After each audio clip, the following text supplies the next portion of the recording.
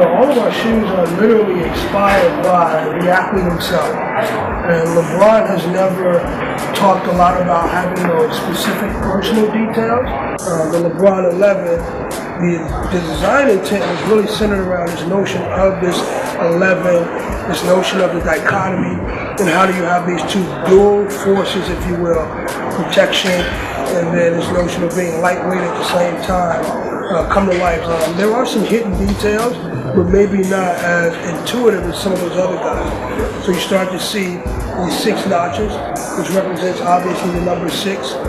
Even on the back of the heel, you start to see the number 6 come to life as this notion of with the LeBron 11 as well. Even as you look inside, you'll see LeBron.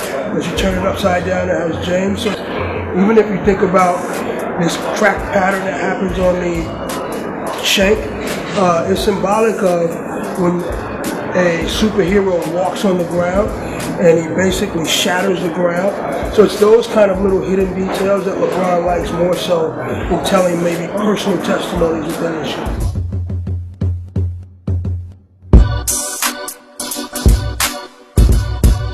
The big thing we wanted to do was, again, make sure that we could protect LeBron from himself.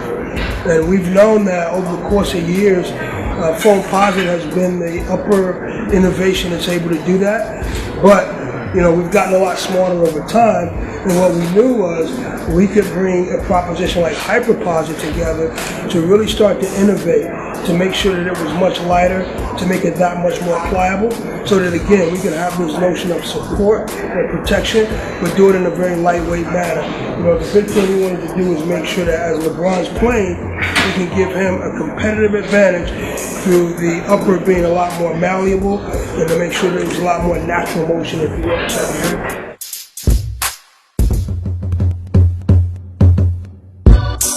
And that was, there's always automobiles, prototypes, movies, and things of that nature that LeBron talks to us about and that we're inspired by. But the big thing was to make sure that it was very modern, to make sure that it had a level of modernity that we hadn't seen before in a sneaker.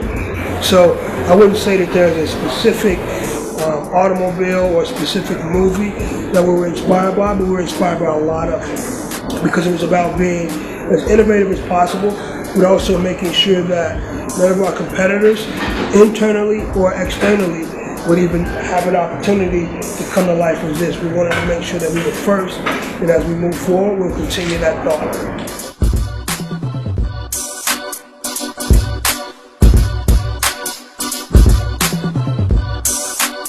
One of the things about LeBron, he isn't an individual who's just going to let you just go. What we do is we talk to him, we get inspired, we look at his life, and then we start to help create these stories. But most of the time, it's him saying, why don't we do this, or why don't we do that?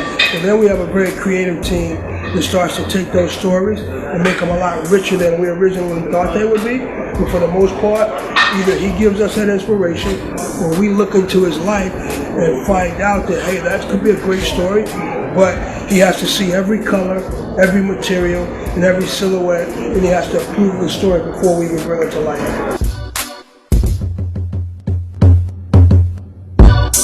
Some conversations being had. I think for us, it's going to be up to us to figure out when is the right time. I think LeBron feels like he has a lot more work to do on the court, a lot more winning to do before we start really offering up the retro opportunities. But it'll come soon.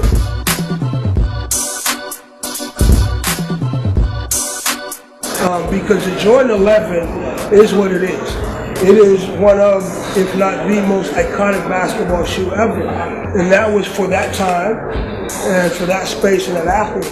With LeBron, what my job as the Nike basketball product director is to make sure that we're creating a new legacy. A new legacy that's rooted in modernity, that's rooted in performance. So for the most part, I don't think we look at the past. For us, it's really about the future.